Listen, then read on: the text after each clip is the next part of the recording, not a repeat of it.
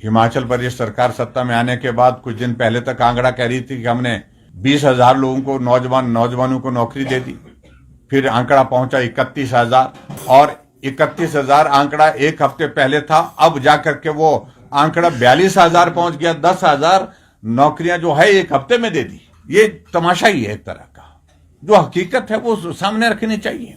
अब कितना विपक्ष को कितना कोसते रहेंगे ये सारी चीजों को लेकर के, लेकिन इस सरकार, वर्तमान सरकार में एक भर्ती हुई अभी हिमाचल प्रदेश की विधानसभा की, उसमें तो बड़े बड़े लोगों के नाम आ रहे हैं। इस पर क्या कहना है? तो फ्रस्ट्रेशन क्यों नहीं होगा?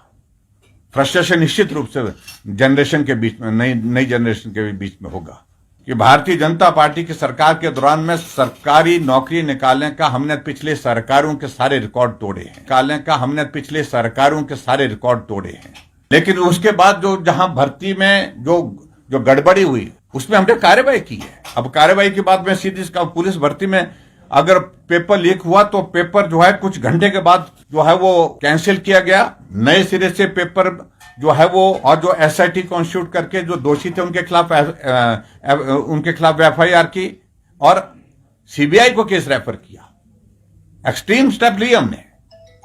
लेकिन हिमाचल प्रदेश में आप वर्तमान में सरकार को देखिए, हजारों लोग जो नौकरी में लगे वो तो बेघर कर दिए। फ्रस्ट्रेशन कैसे नहीं बढ़ेगा? जिन बच्चों ने एग्जाम दे रखे हैं 2 सालों से उनके रिजल्ट नहीं निकल पाए। उसमें अगर कोई दोषी था, एक आदमी दोषी था, एक क्लर्क दोषी था, उनके खिलाफ जो कार्रवाई करनी चाहिए वो कार्रवाई करने के लिए हमने कहा कि आप करिए कार्रवाई।